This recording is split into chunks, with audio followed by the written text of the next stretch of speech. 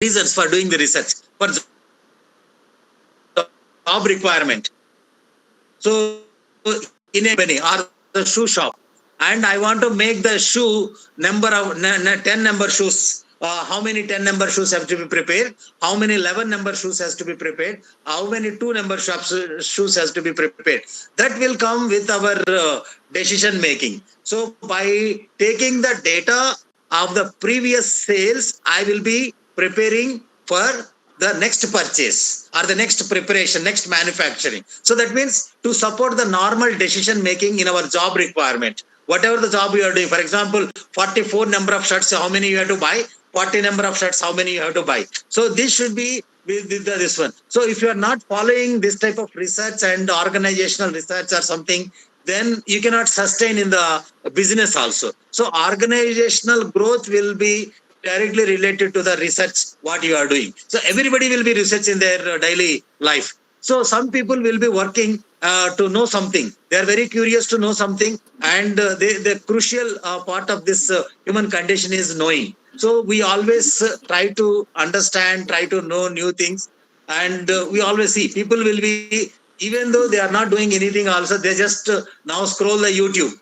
So nowadays people are having the mobile, they scroll the YouTube and just see that what is the new thing. For example, if somebody says that so plant is a diabetic medication, immediately we see and what are the other plants which are having the similar kind of this one, how to use it and what kind of methodologies we have to adopt. So many of the things, because by curiosity we always do the research. Many scientists want to know some interesting aspects of the science and build the ideal community. If you are doing something, so you always do the development to this. Take the mobiles in 1998 to 2000, maybe your mobile devices are larger and also having the heavy weight and having a very few features. Nowadays the smartphones are there, iPhones are there, and you can see that without internet also you can FaceTime some of the things. You can chat with the people and you can talk with the people. Earlier only landline was there. Now you could able to talk with that. You can transfer the money, you can do many things. Even bank is in your hand. So and better services to the community will be obtained from this particular research. Educational and professional benefits. So we always publish as a researcher, as a teacher, we always try to publish for the employment opportunities. If I publish two papers for a year, maybe I may get the next promotion from assistant to associate professor to director professor or something. So professional development, personal development also is the reason for the research. So the factor that affect the success and failure of the research is, so planning and development, analysis and strategy is the core of the research. So you have to plan perfectly, and after executing that the project, and you have to analyze, and you should have a strategy for entire this one. That is the essence of the research. Next one is next slide please. Finding or formulating the exploring the topic. So how you can identify the topic? There are some well-defined topics will be there. For example, if you go to a researcher, a scientist, and he will be having some funded project. So funded project means he has already made the project, his objectives are clear, his project is entirely ready-made project will be there.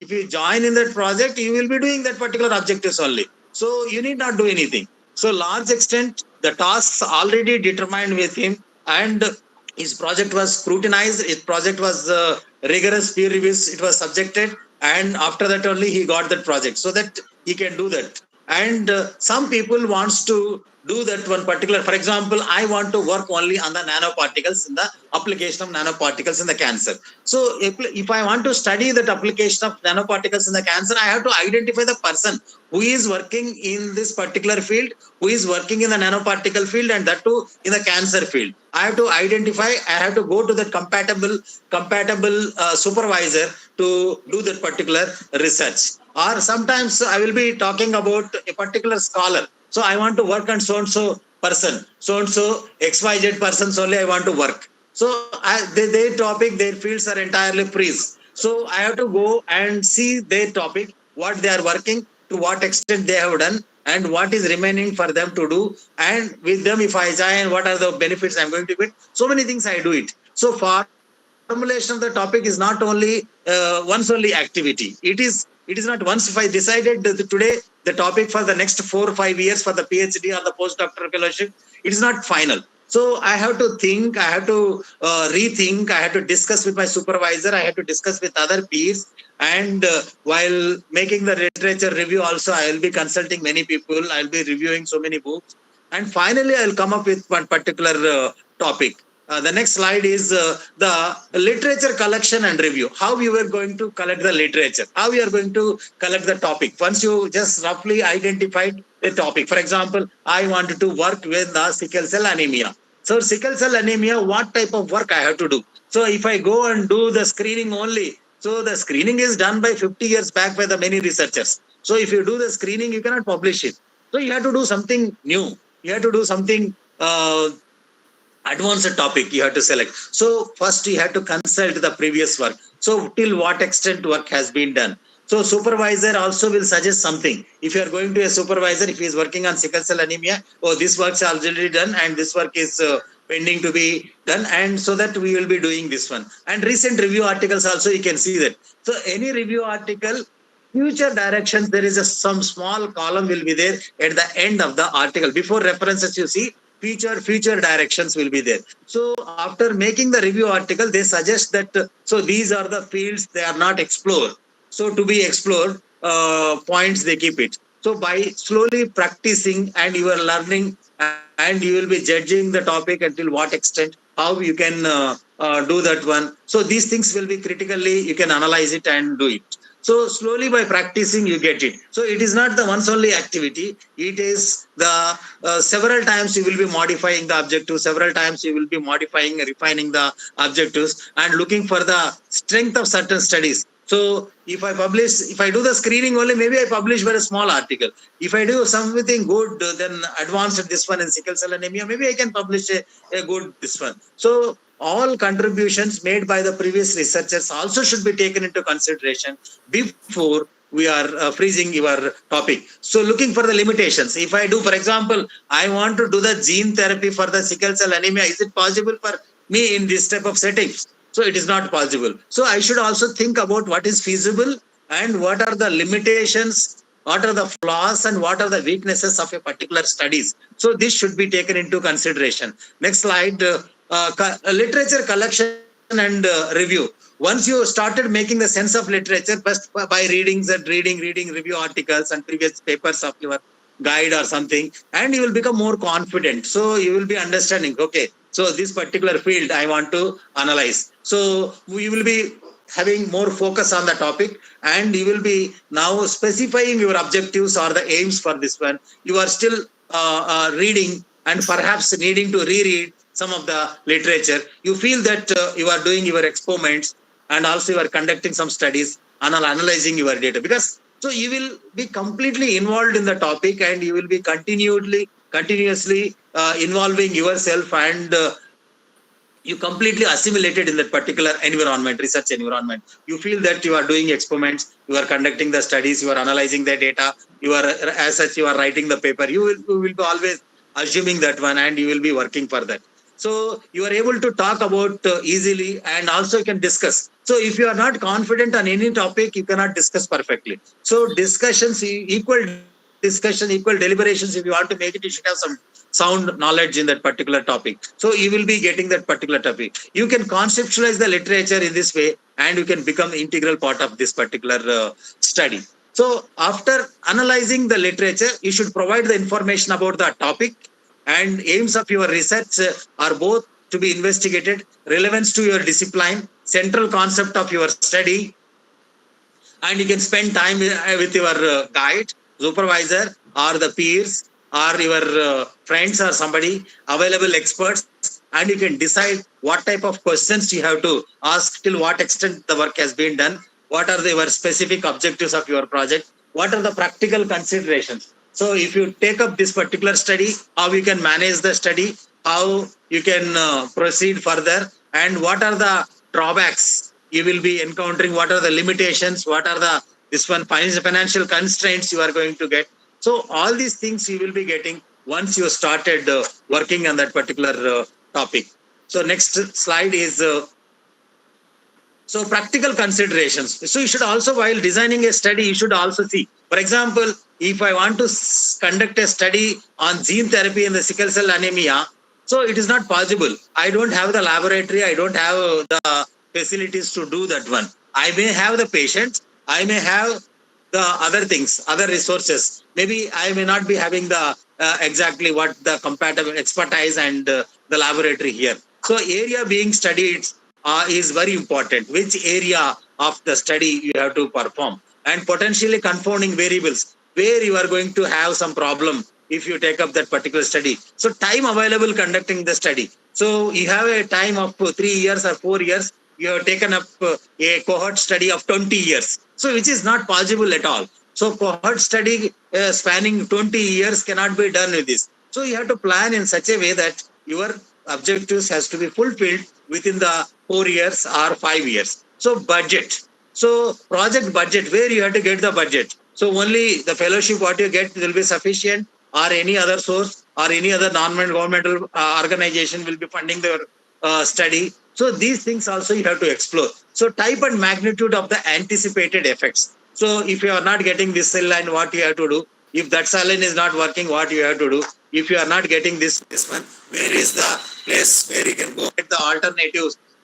This one to the alternatives from the alternative places where you get this particular methodology or something, a laboratory expertise or something. So these things should be taken into consideration. So research design will include the sampling methods also. So for example, if you are conducting a population based study, so in a 1 lakh population or a 10 lakh population, how many number of samples should be taken, how your method of starting this one sampling strategy should be there. It should be a simple sampling methods, or what type of measurements you have to take it, and what type of experimental format you have to take it, whether the cross-sectional study, whether the longitudinal study, whether the experimental studies, what type of studies you have to take it. So these things should be taken into the consideration while designing a particular study. So the next slide is the keeping your research focus. Once settled onto a particular topic, I want to settle a particular topic. For example, sickle cell anemia. So I have to stop that wider this one. What are the other genetic diseases? I'm not bothered about. I just decided to work on sickle cell anemia.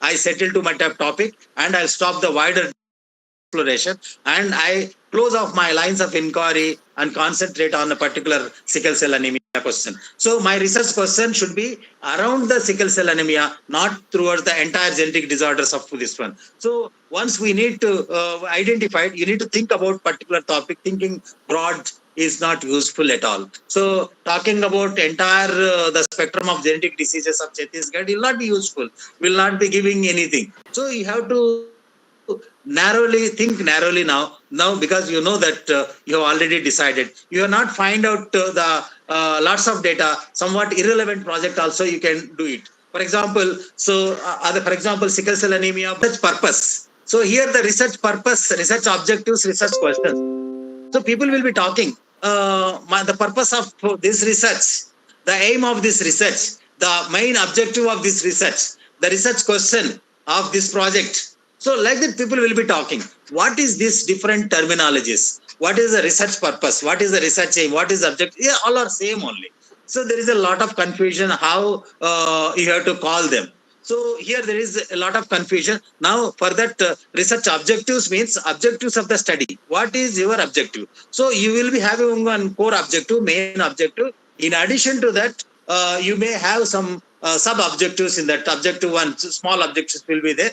Objective one, objective, series of objectives. So small objectives related to the main objective will be there.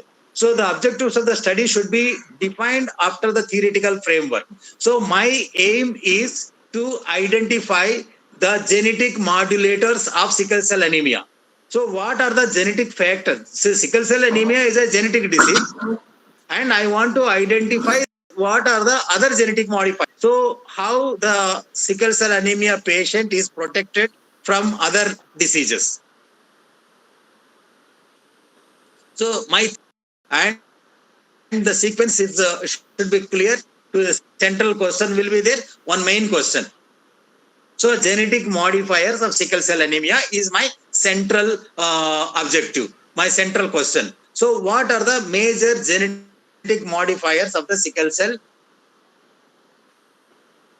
disease progression?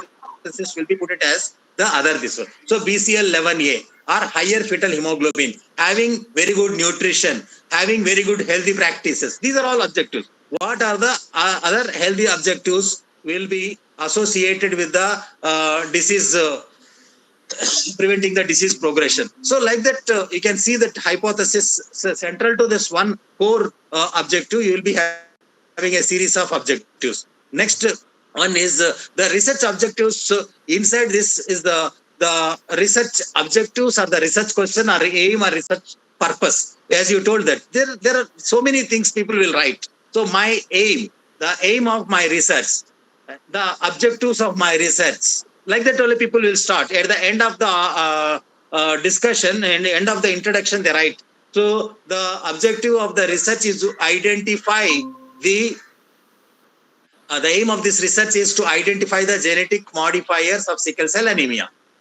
Or the research question is there any genetic modifier that control the sickle cell anemia? So is both are same only. Is what I want to say that is both the same only. The way I present it is in a different form. So if I write that research objectives, if I write the research question, the format is different. Here we need not get confusion. People get confused, but there is no need to get the confusion. Objectives or the questions or the purpose or the aim are entirely different. So the way we write only is differs. So objectives or the aim are also different. So there are 4 different ways people will present it. Next slide, please. So 4 different ways they present it. And the first one is only one research objective they say. And second one also they put that just as a question. And third one they put one question, one research question. Under that there are some series of research objectives. And others they put as one research objectives. Under that there is a series of research questions.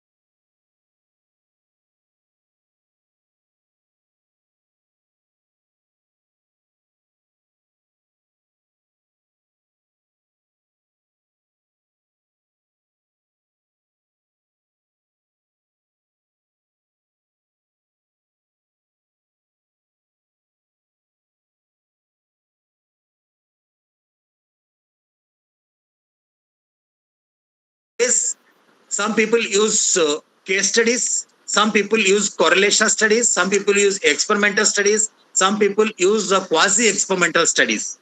So you can change the slide, madam. Here you can change the slide, please. So I could not see that. Just go back, madam. Okay, back. You can go back because there is a blue letters will be there. I could not see that. और पीछे जाइए एक बार. The research objective. The slide is research. One second. After that, please.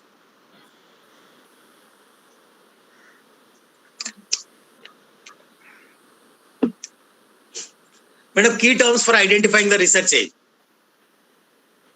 इसके बाद और 2-3 slide के बाद. Next slide, please. I think I'm going little faster. Okay. Or next slide. Yeah. This is the only. Yeah. No. Previous one.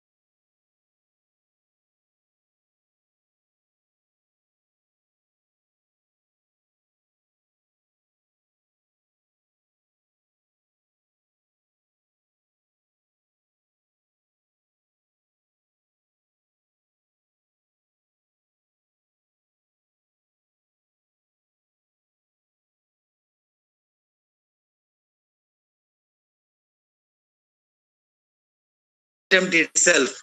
So be careful about the words. What, how, and why. So what, how, and why should be used in different contexts. If it is an exploratory research, and what are the factors, what will be used. If it is a descriptive research, you want to describe something, how the question will be having, the aim will be having the how. And explanatory research will be having with why. So different purposes of the research will be having different words in their aim.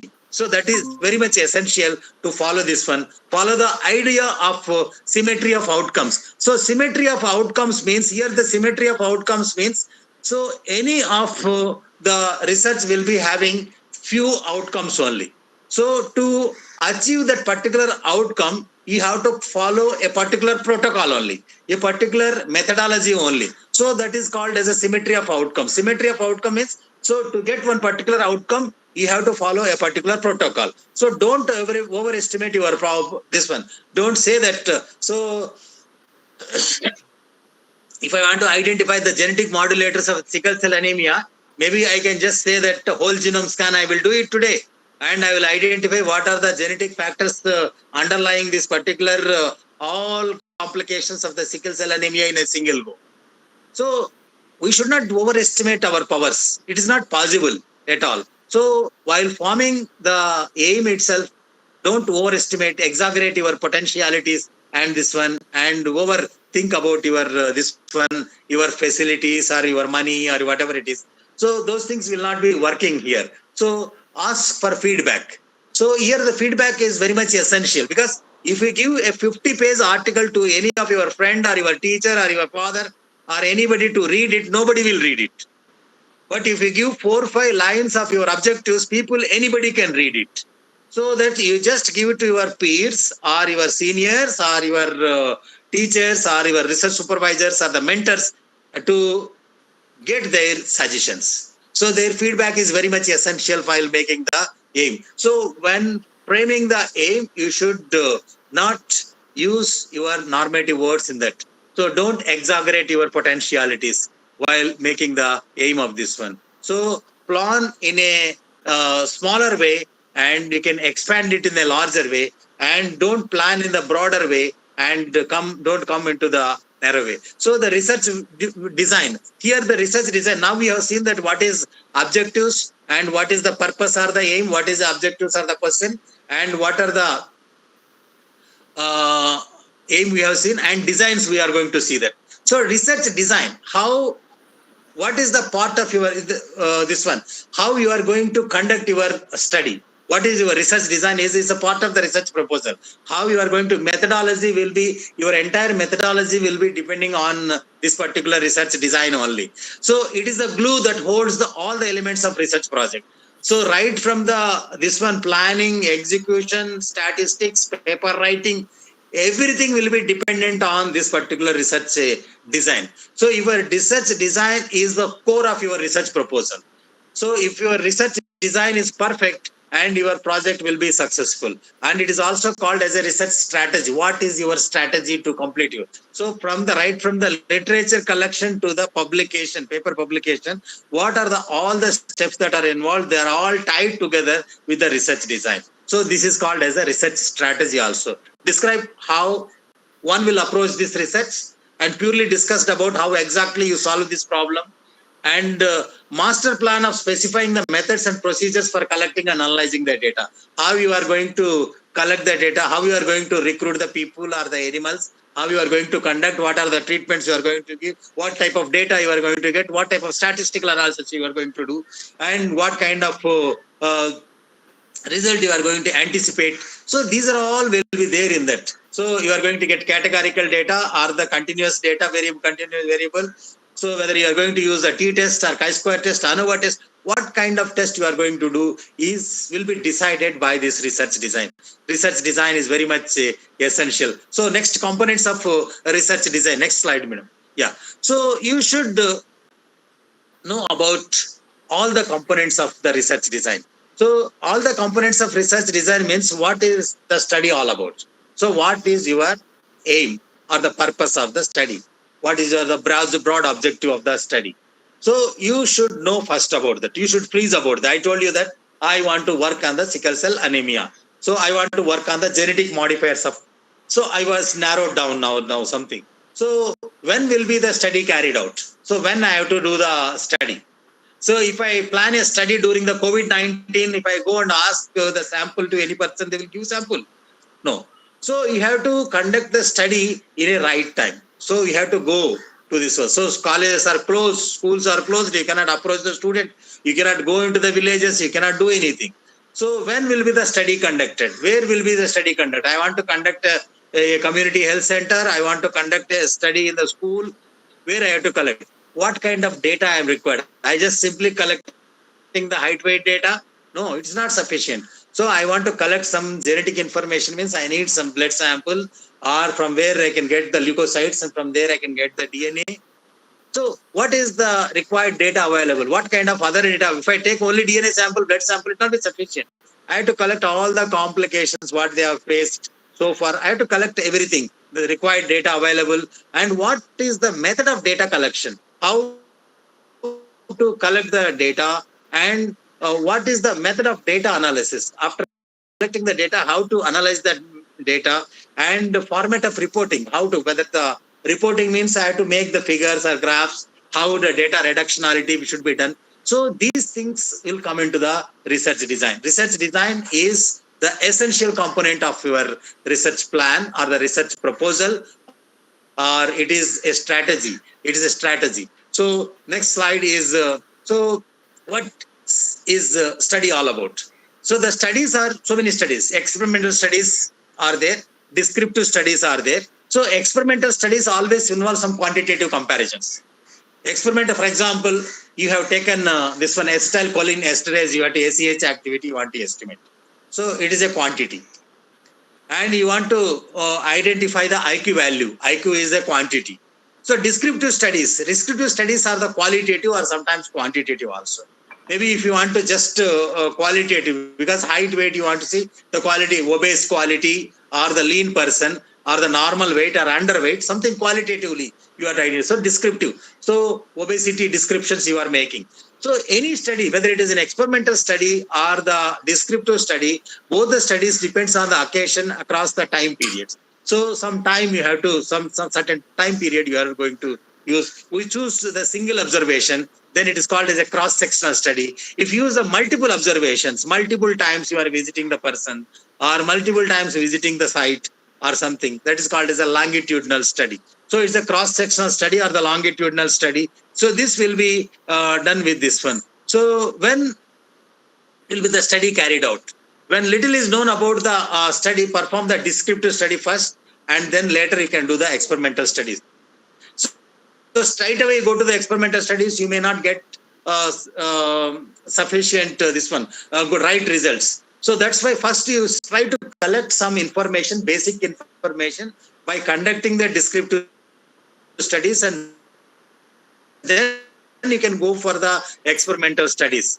Where will be going to conduct a study in the hospital or in the field? So what type of objectives you have framed, and to meet the demand of that objectives, to cope up with that one, and where to do this particular study, you have to do that. So for example, if I want to estimate the rat cholinesterase activity in the brain, I should go to the laboratory. If I want to analyze the characteristics of the other phenotypes or other side effect of a particular drug or something, I have to go to the hospital. If I want to study some population structure, population characteristics, I have to go to the field. So where to be conducted? So this is very much essential. Next slide, please. What are the variables included in your study? So again, these will be suggested by our research question. So what are the variables? So what kind of data you have to consider? So you might also want to know something about the people who would receive this particular massage. For example, so what are the other subsequent? See, for example, if I am working on the obesity, so if I take height and weight, it will not be sufficient. So I have to collect their lifestyle, I have to collect their dietary habit, I have to collect other information also, their cultural aspects also.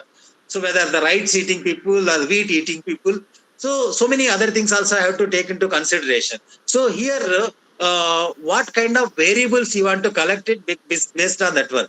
So if I, for example, there's one example I'm giving here. If you are interested in how massage relieves the pain, so whenever there is a pain, if you do the massage, the pain will be relieved.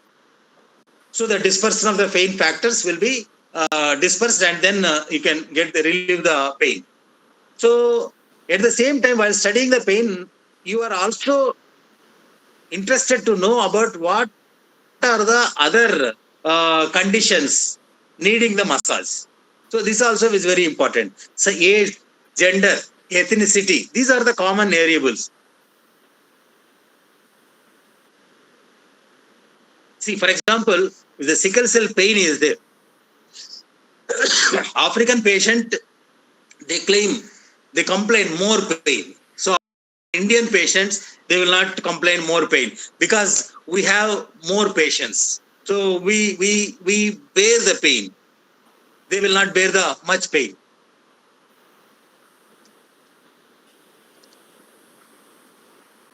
So here, that is a variable that are classified according to their role. Some are direct variables, indirect independent variable, and dependent variable. So independent variable, dependent variable, you see here. Independent is take the massage and pain. So if we do the massage, pain is relieved. So the pain is a dependent variable. Pain is dependent variable. It is dependent on the massage. Massage is always an independent variable. So if the pain is there or not, massage will be different. Massage, if you give massage, the pain will be relieved. So pain is the dependent variable. Massage is an independent variable. So you should know that the difference between these two things. So what are the variables that are included in your study? So an intervention like massage is always an independent variable. Wherever the setup use it, and here this is not modified. So the pain is modified. If you do the massage, pain is reduced. If you are not doing the massage, pain is persistent. So here the interventions like massage is always an independent variable. Some researchers such as epidemiologists prefer to use the predictor or outcome. So overeating is the predictor of the obesity. If you say that, if anybody is eating, say that take care because you are eating much. So eating more is leading to the obesity. So it is an outcome variable. Obesity is an outcome variable. Binge eating is the predictor variable. And because they find these terms are more accurate in their setup. So epidemiologists, they will not use that independent dependent variable. They use the predictor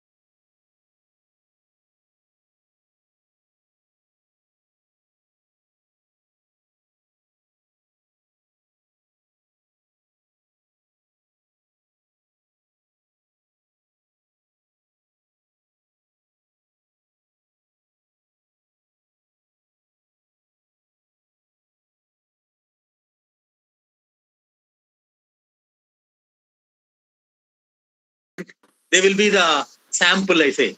So 6 samples, 6 animals you say. In my setup, I say that my sample size is 100. 100 cases, I say that.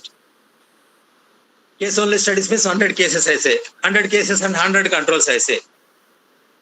And these sample size will be helpful in the generalizing the population. For example, 10 lakhs population of Chhattisgarh population, 10 lakhs population is there.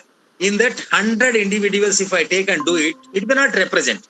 Maybe if I follow a strategy to take somewhere around 1000 individuals by following a simple random protocol or stratified sampling protocol or something.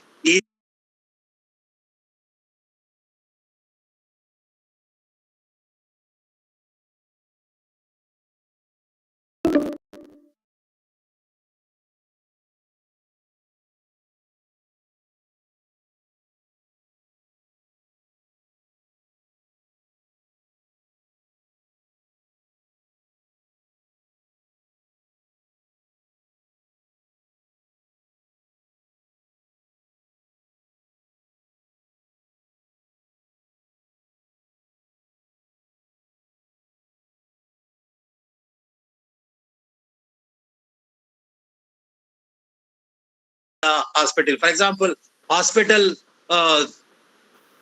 you get so many conditions. Stroke patient will be there, cardiovascular patient will be there, so many other patients. So all the patients you cannot have the this one to interview, because stroke patient, they are vulnerable patient. Maybe it is not possible to go and interact with them. So you must define what are the characteristics of your particular subject of your study. What is your exclusion criteria? Whom you want to exclude from your study? Whom you want to include into your study? So these should be defined perfectly while designing your study. So the study subjects or the study participants,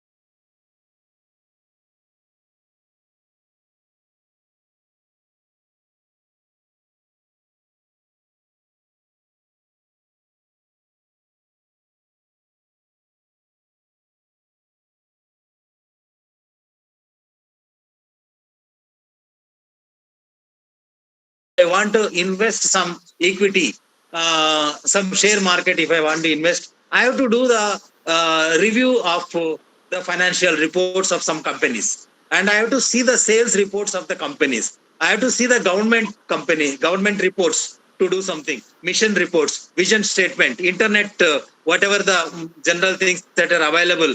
Those things should be browsed. So I have to get some secondary sources also to come to that market research, all the things we do it. So what is the method of data analysis? Next slide, please. Statistical issues are also important element of the quantitative studies. So see,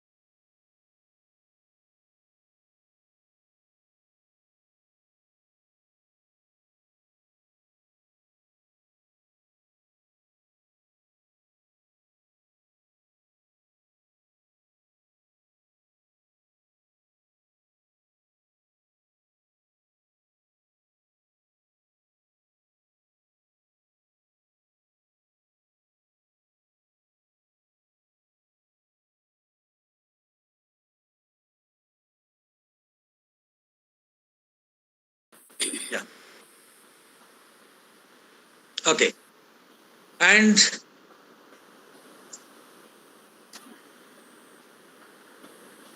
okay. And what will be the format of reporting the results? So actually, while data analysis itself, while designing the study itself, you should consult the statistician and you should do that. Otherwise, it is like looking at engaging an architect that affects you already after building that house. It gives like that. So if you are engaging an architect before constructing the house itself, you can make it as the good building. Otherwise, it is very difficult. So here, it should be based on the factual information. Statistical analysis and the format of reporting will be based on the factual information. It should be convincing and should be unbiased, and should we point out the mistakes, and should be constructive criticism or not reprimanding tone. So whenever you are analyzing and you are reporting the data, so it should be constructive, this one, and you should not exaggerate. So say that by analyzing the data, in the first time in India we are analyzing. So in the first time in India we got this type of result. So it should not be like that. It should be brief and it should not be lengthy. And the object of the report is repeated even it is well written. If you are exaggerating this one, whatever the essence of this one good thing also will be losing. And now research designs. So research designs, descriptive and analytical designs.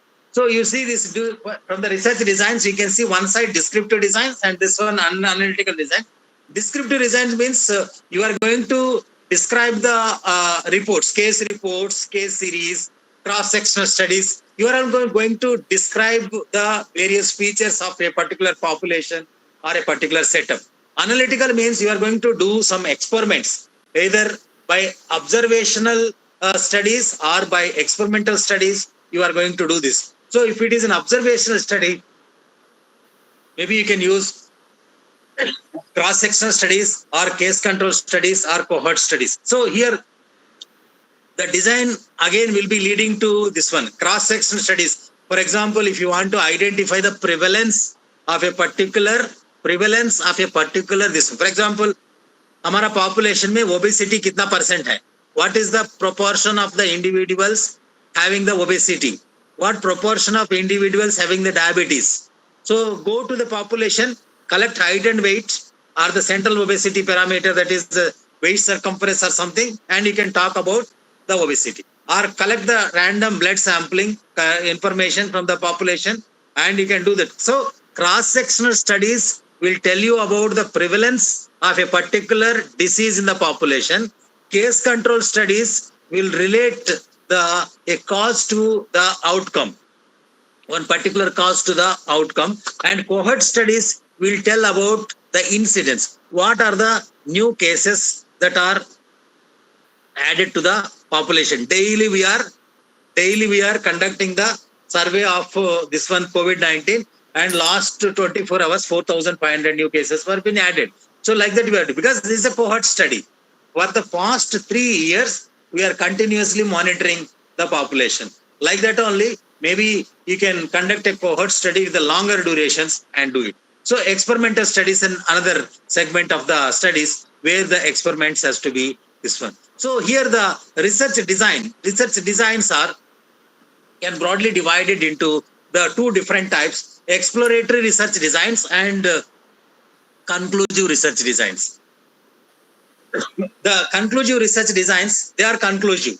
So they are going to give something about the descriptive research and casual research. The descriptive research can be further divided into cross-sectional design and longitudinal design. Only once you are going and collecting the information, that is called as a cross-sectional design, and multiple times we are visiting and doing this one, then you can say that it is a longitudinal design. So single cross-sectional and multiple cross-sectional design also we can see. So these are the exploratory research can be divided again further into this one. So the exploratory research.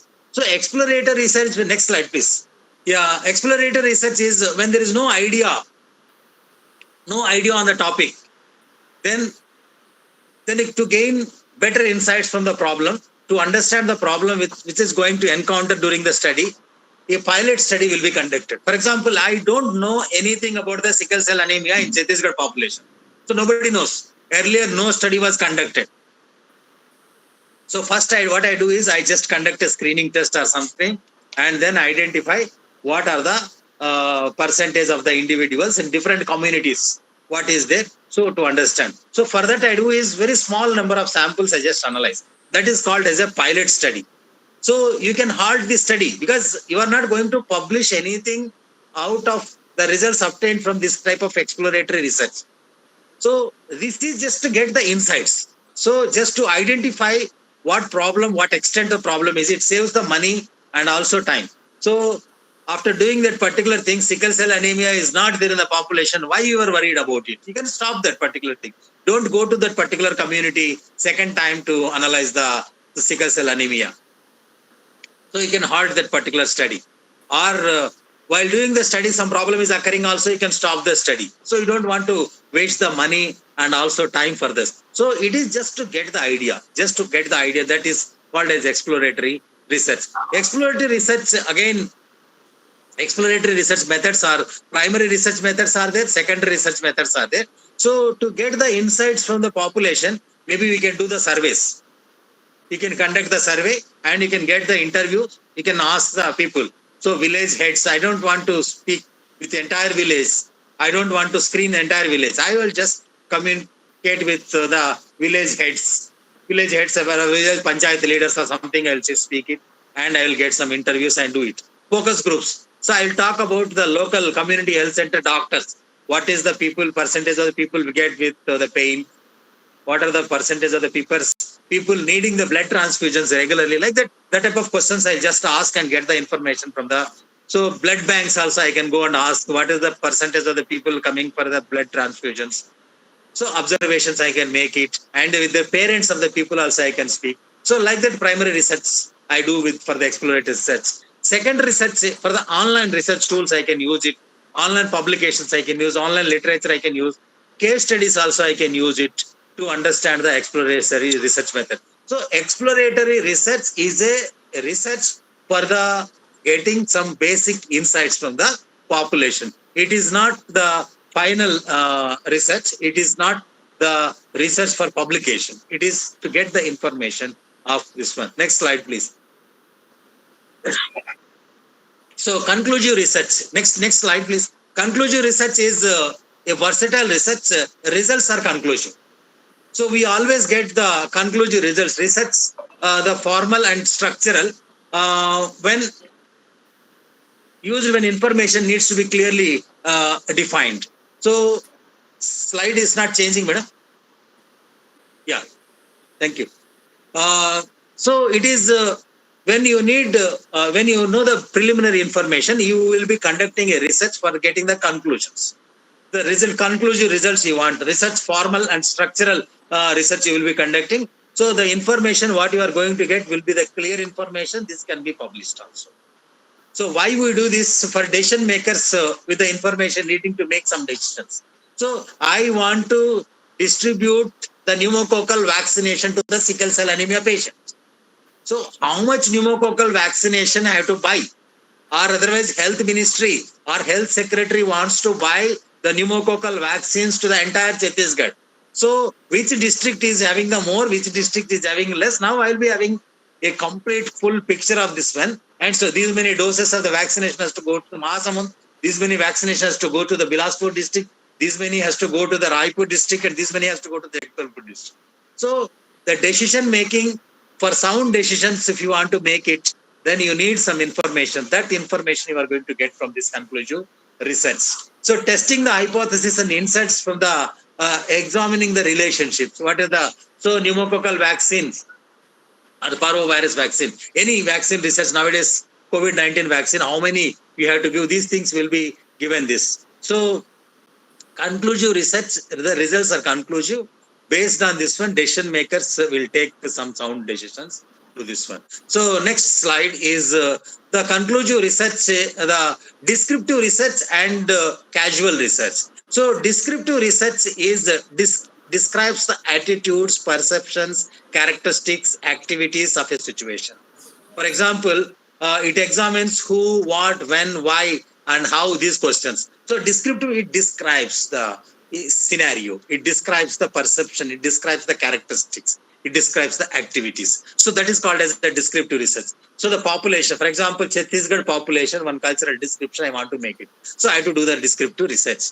So all cultural aspects I want to make it. So casual risk provides the evidence that cause and effect relationship that exists and does not exist. For example, the poor nutrition leads to more complications in. So poor nutrition complications. I want to say because this is the cause. Poor nutrition is the cause for the complication.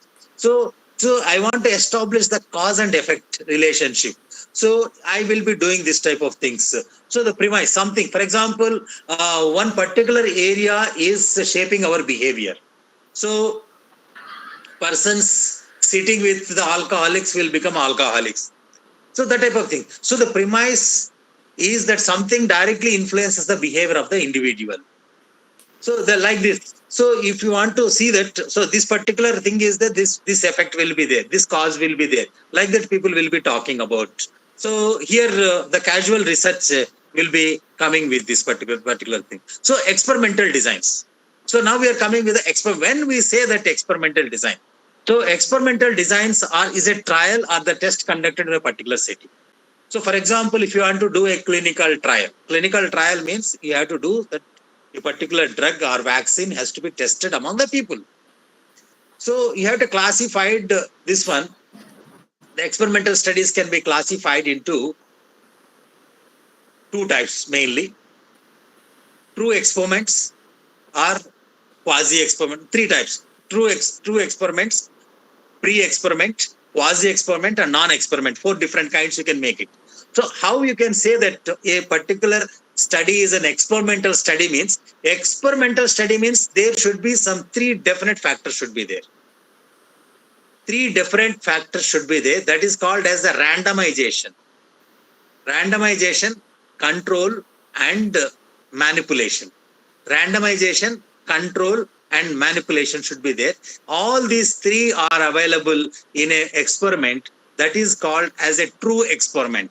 So randomization is the integral part of this one. So there is no control group or there is no multiple measures, this one. Then you can say that manipulation is not there. Then you can say that is a quasi-experiment. All 3 is absent, that is called as a non-experiment. All 3 is there is called as a true experiment. So manipulation, control and randomization. So you see that all 3 in a particular setup. Next slide, madam.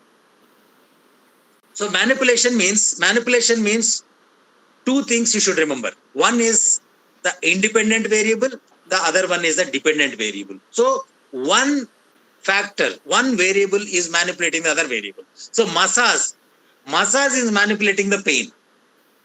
So a child is crying.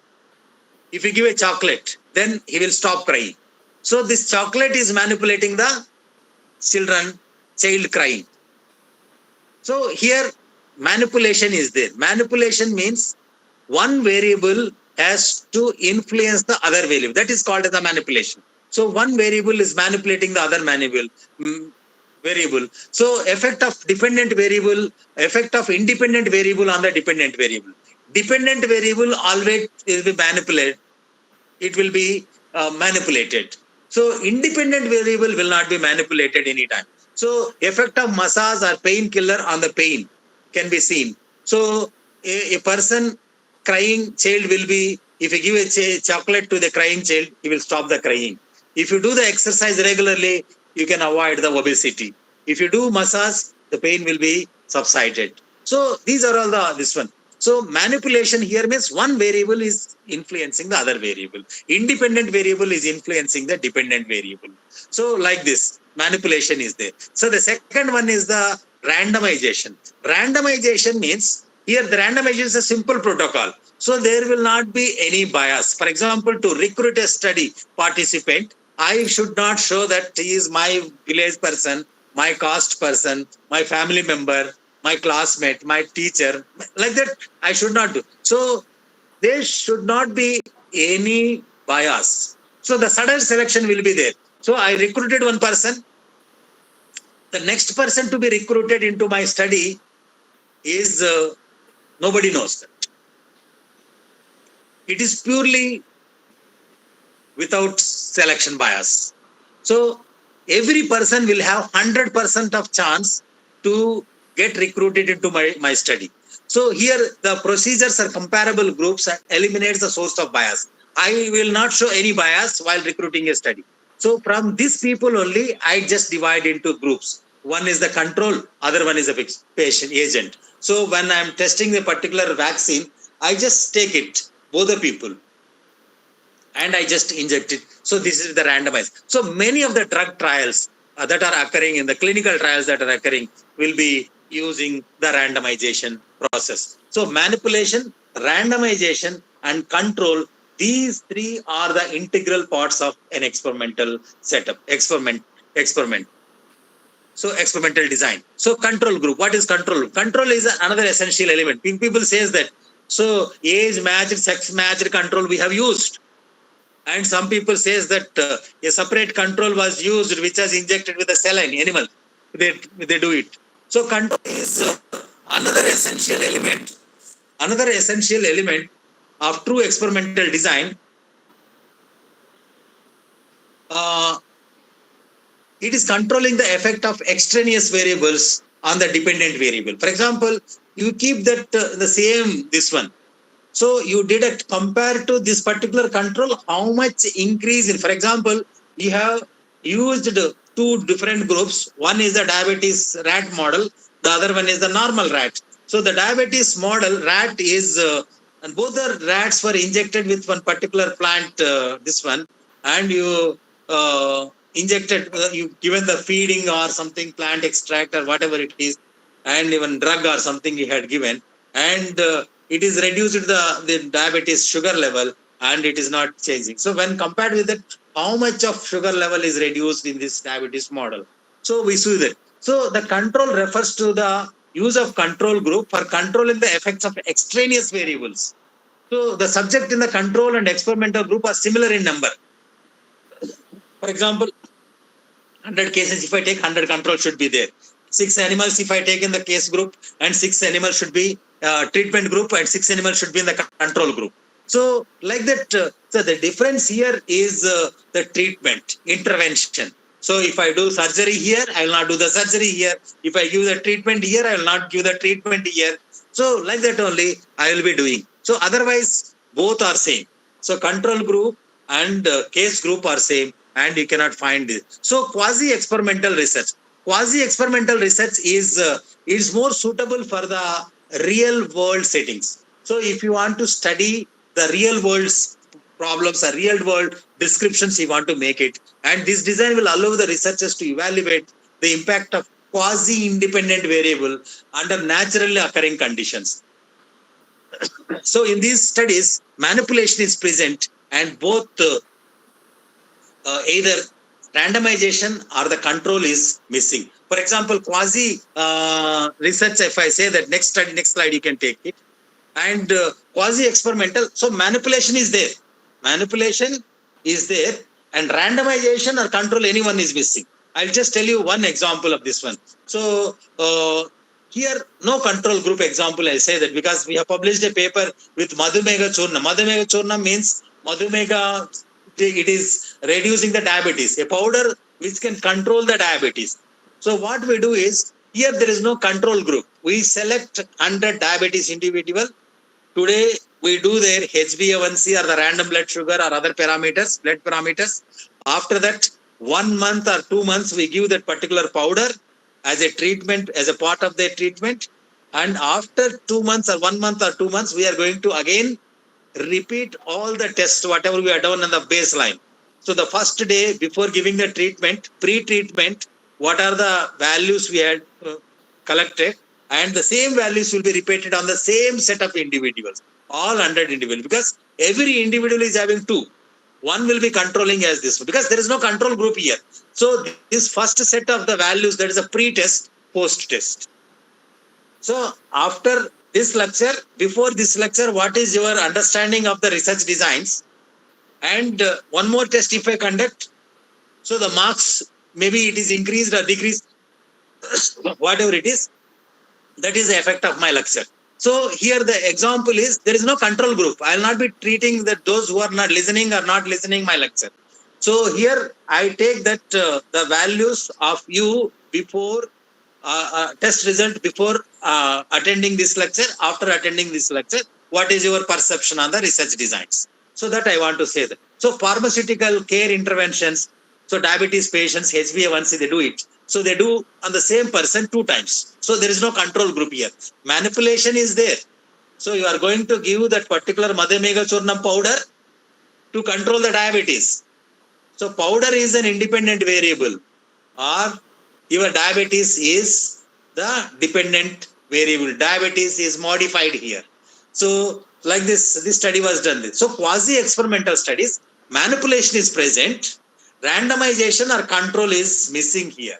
Randomization also is not there, control also is not there in this particular study. I have taken under diabetes, 100% selection is there.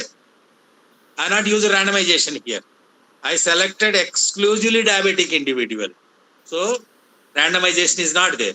I also, I have not used any control, so that here there is no control group. So quasi-experimental studies, manipulation may be present and randomization or the controls are missing. So you understood about this quasi-experiment and pre-experimental design.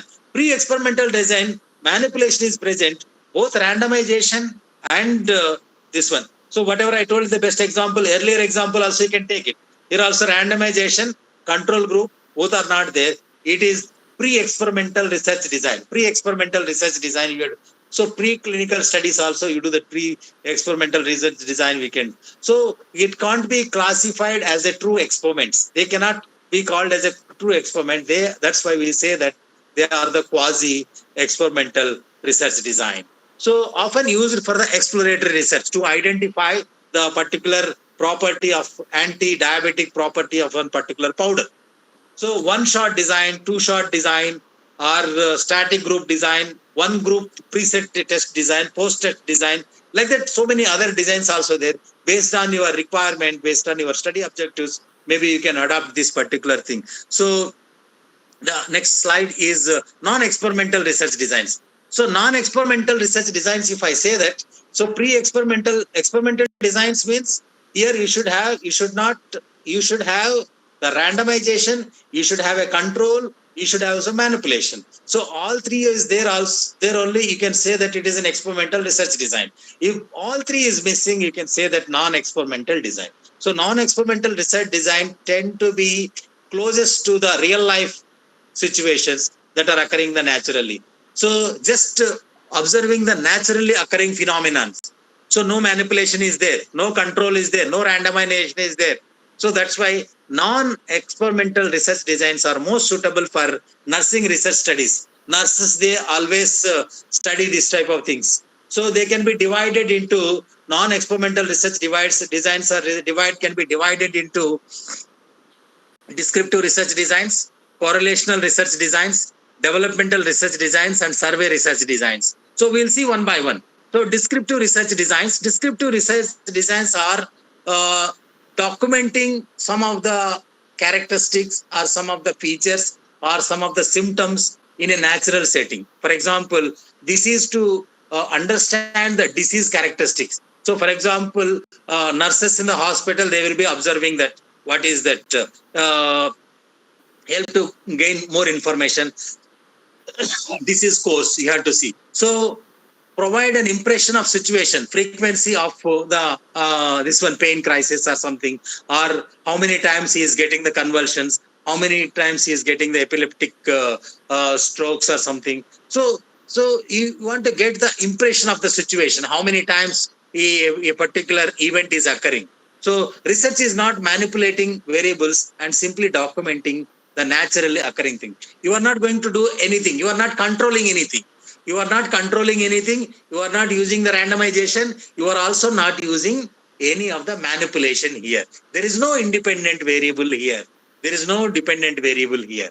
So you are just observing the disease course and its frequencies and this one. So next slide is next slide. Next slide. Next slide, madam. The descriptive research design. So correlational design should come. Second one is a correlational design. Okay. Yeah, this is the same thing. Yeah, correlational designs means it aims to examine the relationship between the two or more quantitative variables in one group. So investigating whether there is a cause and effect relationship with the variance. So investigating whether the quantitative variables predict the outcome variables.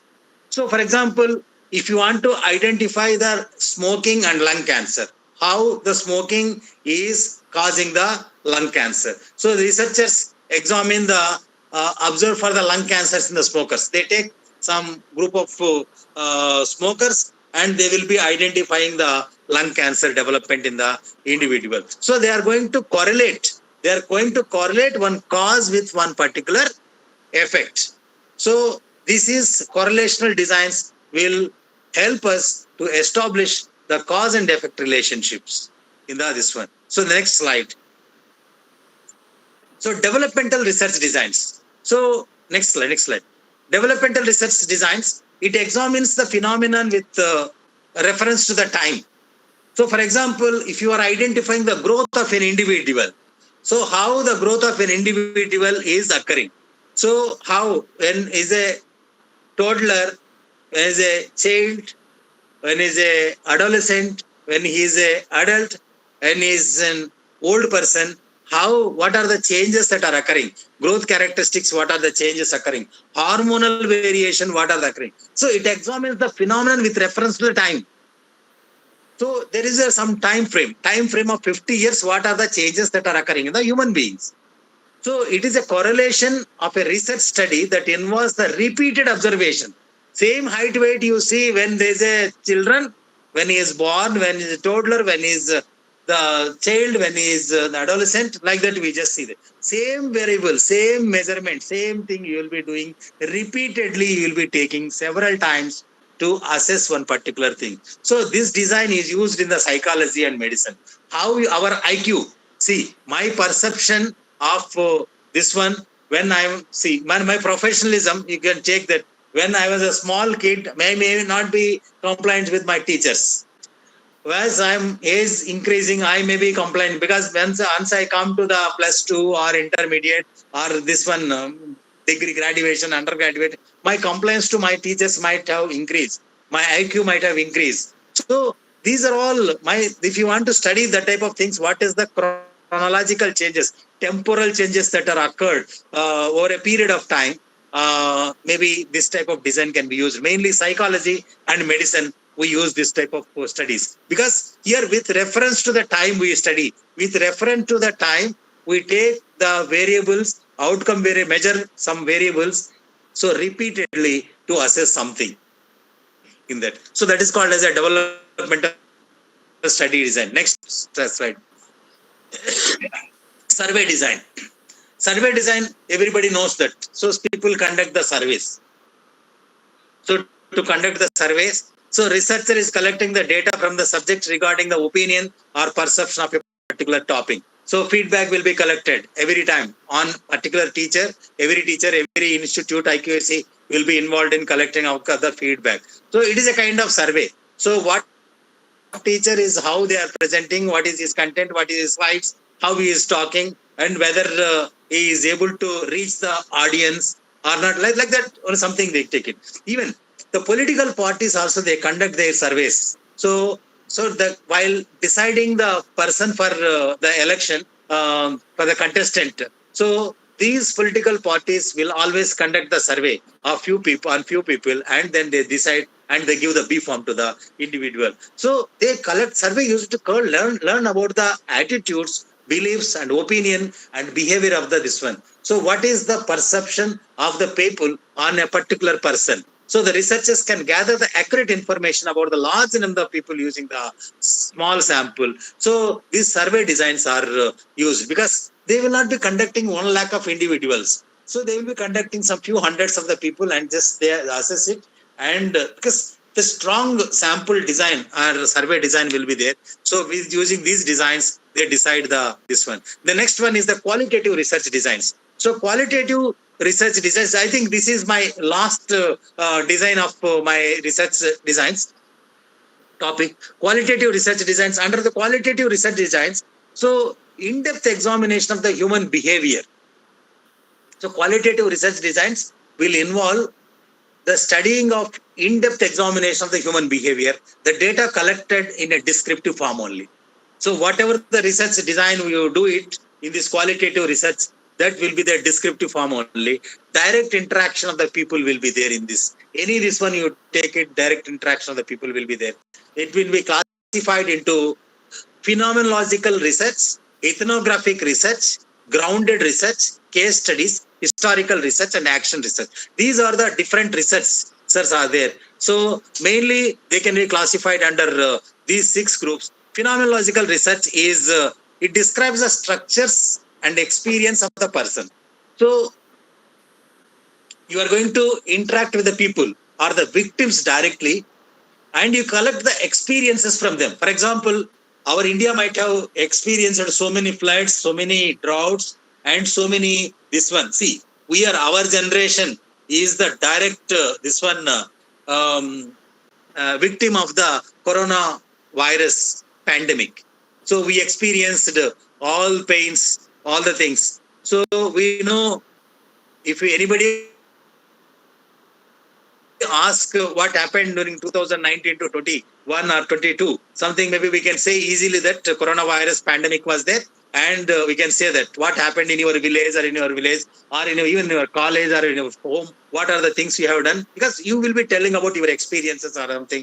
And these without recourse to theory, deduction, assumptions from the other disciplines, and we examine the human experiences from the victims directly.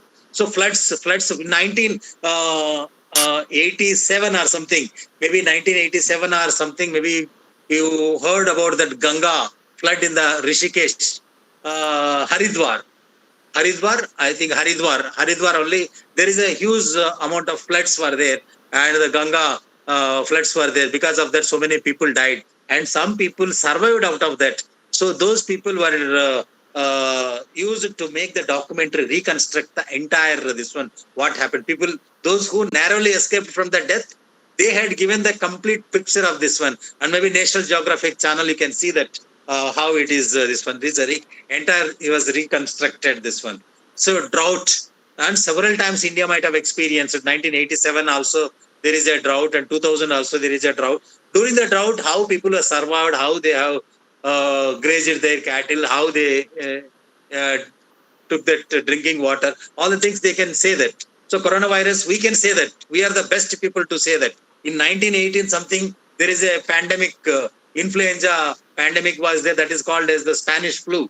Spanish flu time, what are the things that occurred during that? People also will tell about this one. So phenomenological research is directly getting the information from the victims. So their experiences from the victims, and we are going to use that for our benefit. So the second one is ethnographic research. Ethnographic research is it is a kind of societal research. Anthropologists, people generally use this particular this one. What they do is anthropologists, they, if they want to study the sociological aspects or the cultural aspects of a particular population, what they do is they go to the family and they assimilate. They go to the this one society or the village or something.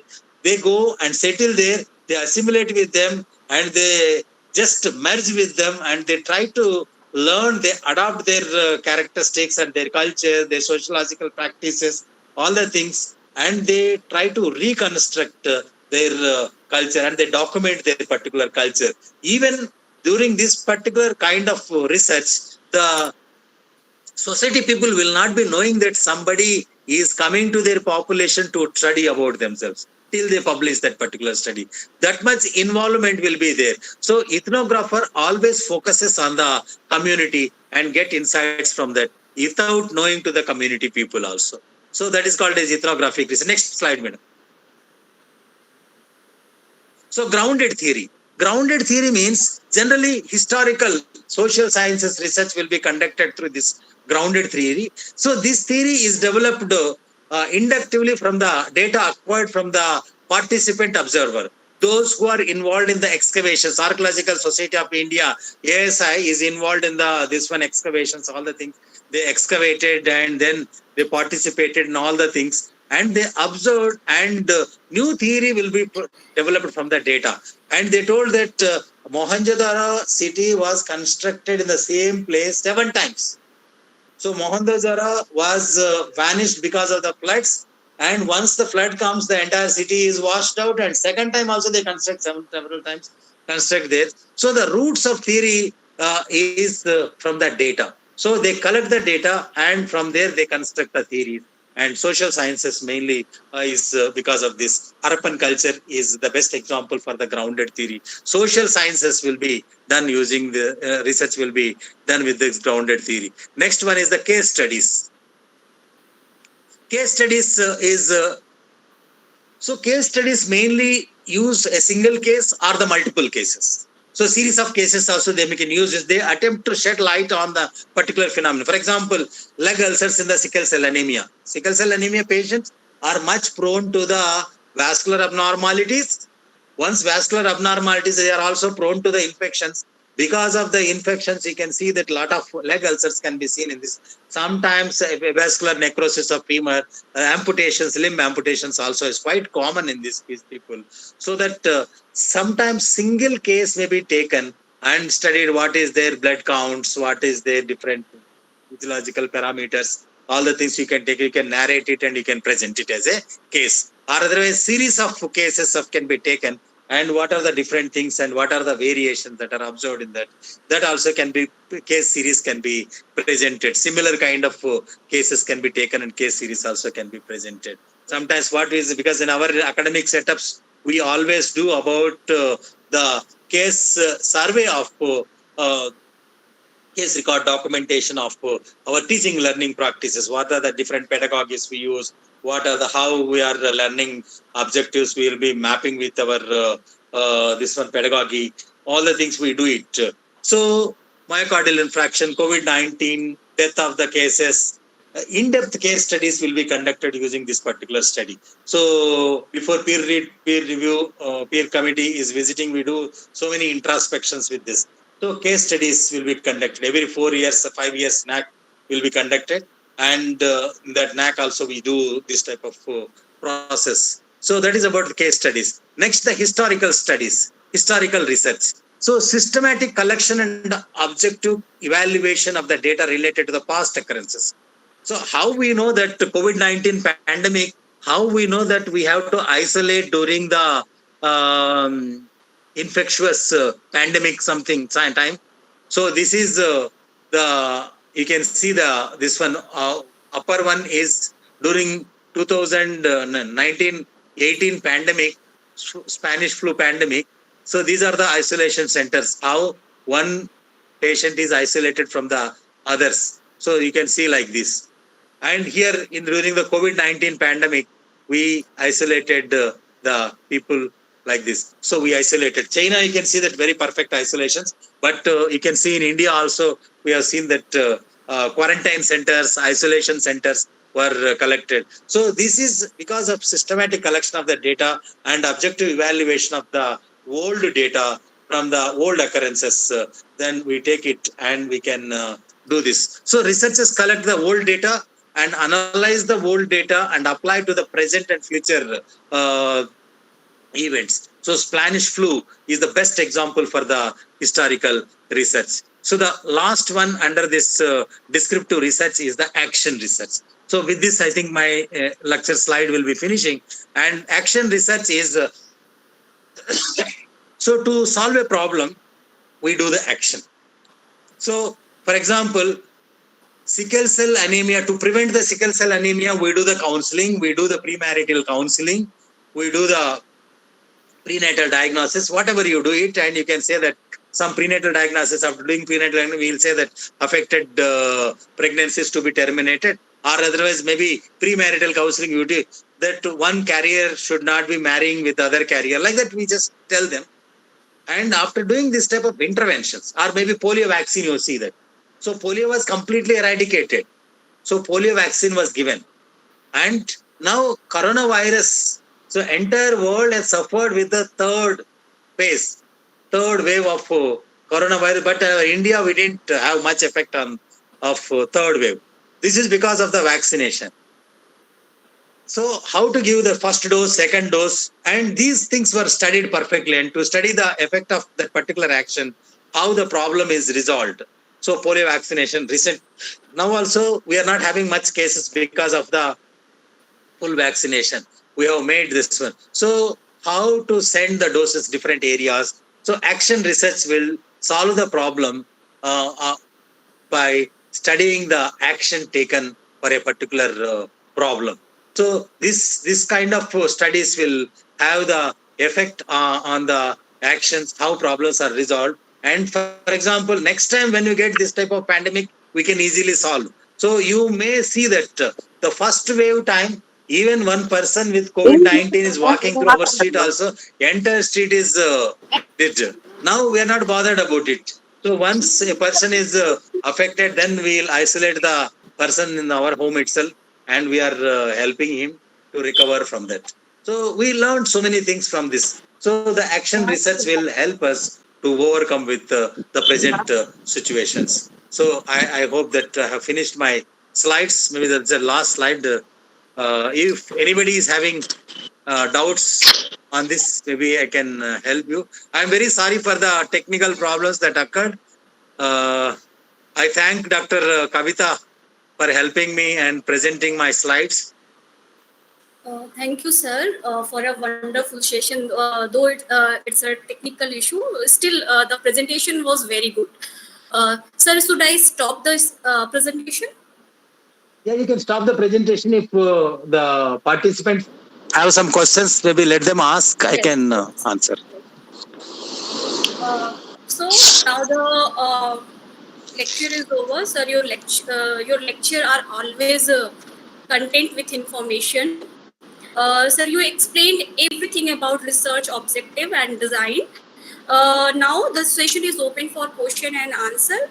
Participants are requested to put forward their question. They can turn on their mic and can ask question directly or send a message in text. I request Virendra Good sir. afternoon, sir. Yes, Yes, Ruchi. ma'am. I have question. Good afternoon sir. Hello. मैं ये पूछ रही थी कि बहुत सारे research paper पढ़ने के बाद भी हमें रिजल्ट और डिस्कशन कंक्लूजन लिखने में थोड़ी सी दिक्कतें आती हैं. आप थोड़ा सा गाइड कर सकते हैं? Yeah. No, first you know that your objective. You know what is your objective?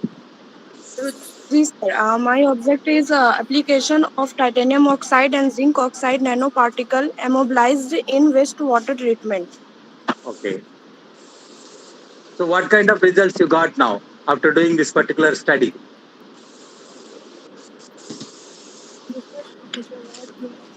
The results what you got, you have to do the statistical treatment. You cannot do directly like this. Either you have to convert into the tables or graphs.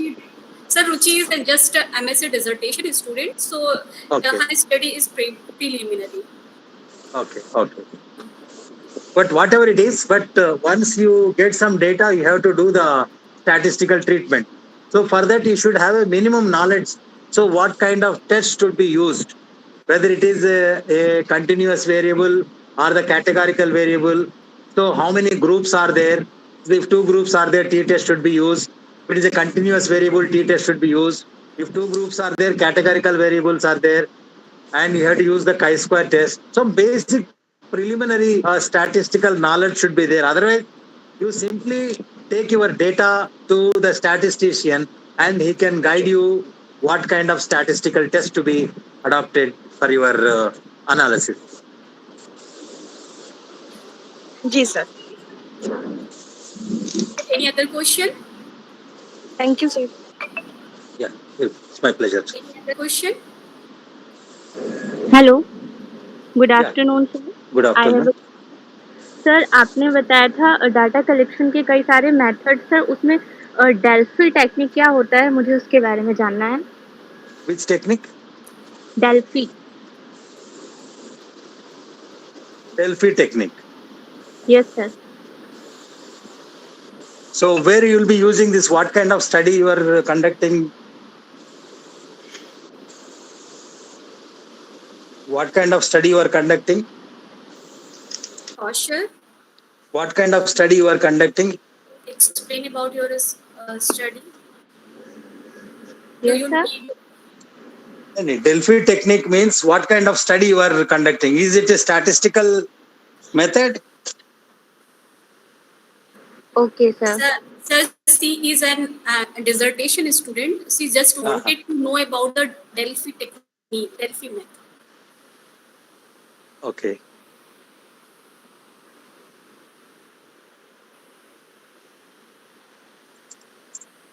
So I have not used this technique earlier. Maybe you can just refer and tell you. Okay, Kaushik, you can further, when you need Delphi technique in your research, you can find out with another source. Yeah. Yes, ma'am. So, sir, I have one. Yeah. I just wanted to know your opinion. Sir, we should first decide our objective of research and they go for literature survey, or first we should go for literature survey and then decide objective. What we No, should go? first you should do the literature survey. If you have already the topic in your mind, then go directly to the this one objectives. Or otherwise, if you go through the literature survey, what happens is then you will be getting that to what extent the work has been done. So where the lacunae is there, so you can concentrate and do the right thing. Uh, any other question for the participants? So there is no question. Already the session was very content and explanatory.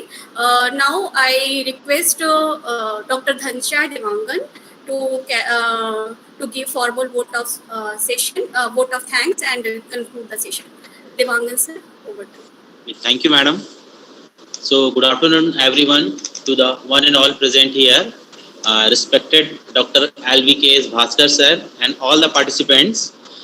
It is such an honor for me to get the opportunity to thank you all on the behalf of Chemistry Department, Geology and Botany Department, Government Lahari PG College, Chirmiri.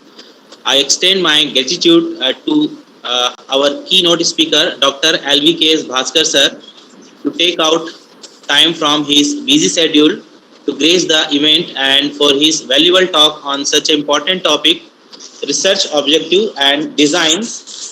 Thanks for the inspiring and encouraging us with your words on this special day. I thank to Principal Government Lahari PG College Chirmiri for providing immense support to make the National E-Workshop successful. I must thank the organizing committee. Thank you everyone once again for making it a great success. Thank you, sir. My pleasure. Thank you. Thank you, sir. Thank you. So, we leave the meeting. Okay.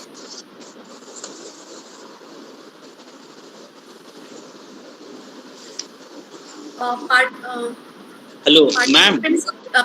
Participants are requested to fill the feedback form. It will be shared in your Telegram group. You are supposed to fill that. Okay, we leave the meeting. Sir, thank you, sir. Bhaskar sir, we are leaving now.